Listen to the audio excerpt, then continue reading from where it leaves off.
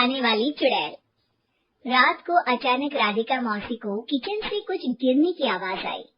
उन्होंने बाहर निकल के देखा तो किचन में उन्हें कोई सफेद साड़ी में दिखा। वो चीख पड़ी, हे भगवान, आलतू जलाल तू, आई बला को टाल तू, आलतू जलाल तू, आई बला को टाल तू। राधिका मौसी को चीखते सुनकर श्रवण बाहर आता है भागते हुए। अरे माँ, क्या हुआ? क्या देख लिया? दादी माँ आ गई क्या सपने में? अरे बेटा, रसोड़े में देख तो कौन है? श्रवण रसोड़े में झांक कर देखता है और उसे कोई नहीं दिखता अंदर। अब रसोड़े में तो कोई नहीं है माँ। कोई सफेद साड़ी में नहीं है क्या? नहीं माँ, कोई भी नहीं है। चिल्लम चिल्ली की आवाज सुनकर काजल भी वहाँ आ जाती है। अब क्या हो गया माँ जी? अरे बेटा, रसोड़े में एक चुड़ैल थी सफेद साड़ी में। अरे क्या कर रही थी वो अंदर? अरे बताया नहीं, कल आएगी ना तो पूछ लूंगी। चुड़ैल जी, आपका क्या प्लान है? माँ जी, रात बहुत हो गई है, आपने कोई बुरा सपना देखा होगा, चलिए सो जाइए।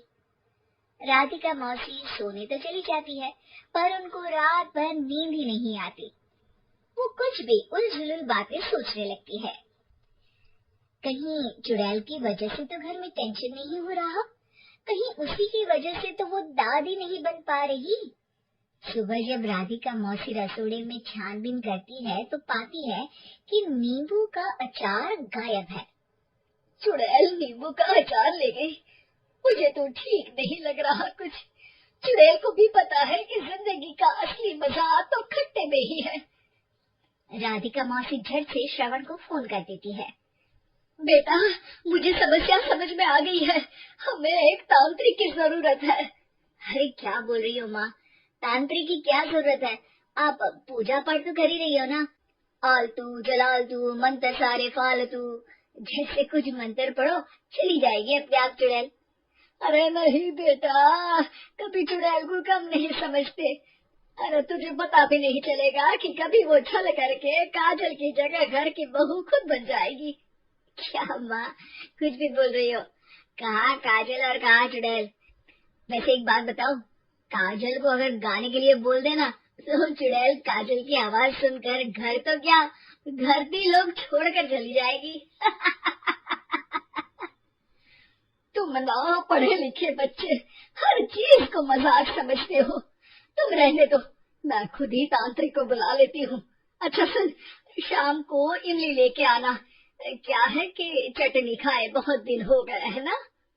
नहीं माँ, इमली तांत्रिक से ही मंगवा लो ना, आटा वगैरह भी उसी से पिसवा लेना। देखो मुझे काम करना है। श्रवण रात को कई तरह की सब्जियों के साथ माँ के कहने पे चटनी के लिए इमली भी ले आया था, लेकिन राधिका मौसी के दिमाग में अलग ही फिल्म चल रही थी। उन्हें अब सिर्फ शक ही नहीं यकीन होने लगा था कि शायद चुड़ैल ने श्रवण पर अपना जाल बिछा दिया था, जिस वजह से श्रवण उनकी बात ही नहीं मान रहा था। पर कोई नहीं, आने वाली रात में राधिका मौसी खुद तैयार हो गई चुड़ैल को पकड़ने के लिए। रुद्राक्ष की माला, तुलसी का पत्ता, हनुमान चालीसा सब हाथ के पास ही था, बस चुड़ैल का इंतजार था। और जैसा राधिका मौसी ने सोचा था वैसा ही हुआ। वो चुड़ैल उस रात भी आई, पर वो राधिका मौसी से तेज निकली और राधिका मौसी के उसे पकड़ने के पहले ही वो भाग खड़ी हुई। जरूर बहू पैसा आया है उस चुड़ैल का, तभी तो श्रवण के कमरे में गई है। और अगली सुबह राधिका मौसी पिछली रात हुए हमले में किन चीजों का नुकसान हुआ उसका हिसाब लगा रही थी। उनके खेमे से एक आम के अचार की शीशी भी गायब हो चुकी थी और वो इमली भी जो कल श्रवण लेकर आया था। राधिका मौसी इस बारे में सोच ही रही थी कि श्रवण जल्दी से रसोड़े में आकर दवाइयों की पोटली ढूंढने लगता है। अरे बेटा, क्या हो गया? अब माँ, वो काजल की तबीयत खराब है, बहुत घबराहट हो रही है उसे। हे भगवान, मैंने पहले ही कहा था कि तांत्रिक को बुला लेते हैं, पर नहीं, अब देखो उस चुड़ैल ने काजल को अपने वश में करना शुरू भी कर दिया है। हालांकि श्रवण भूतों में विश्वास नहीं करता था, पर अब वो भी डर जाता है और राजी हो जाता है एक तांत्रिक को बुलाने के लिए। कुछ ही घंटों में तांत्रिक आ जाते हैं और राधिका मौसी तांत्रिक जी को सब बता देती है। घोर संकट, घनघोर संकट, चुड़ैल को मारू जोर चाकट, ओम भट स्वाहा खटखा के आहा। अरे ये क्या मंत्र है? मेरे खुद के ओरिजिनल मंत्र है, कल रात को ही लिखे हैं, अच्छे लगे तो दाद चाहूंगा। एक और मंत्र सुनो, अर्ज किया है आब्राकडाब्रा, दिल्ली बम्बई आगरा, चंदा मामा सोरले सुरन मामू जारा। ये मंत्र है? अरे कोई 40 वाली सा पढ़ो ना। वक्त कम है, 40 नहीं पड़ेंगे, 20-25 में काम चलाना पड़ेगा। अलग निरंजन जाके लंदन, मुफ्त का मंजान घिस मेरे लंदन। अरे जल्दी करो तांत्रिक जी, जल्दी करो। तांत्रिक अपने उल झलूल मंत्र पढ़ने लगता है। श्रवण को तांत्रिक पे शक होता है। वो अपने एक डॉक्टर दोस्त को कॉल कर देता है ताकि कोई अनहोनी हो तो इमरजेंसी में चीजें मैनेज हो जाए। तांत्रिक धुनी रमाता है, जिसकी वजह से कमरे में काफी धुआं हो जाता है और जिसकी वजह से बहू की घबराहट बढ़ जाती है। अब भागेगी चुड़ैल। हाँ।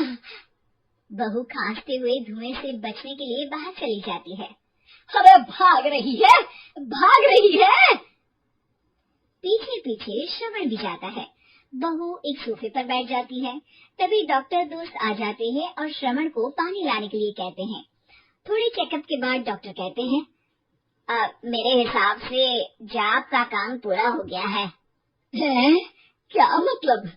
अरे कुछ भी नहीं माँ, कोई चुड़ैल नहीं है, खुशखबरी है, अब दादी बनने वाली है। मगर वो सब अचार के डब्बे। श्रवण दोनों अचार के डब्बे अपनी माँ को दिखाता है, जो कि उनके बिस्तर के नीचे छुपे हुए थे।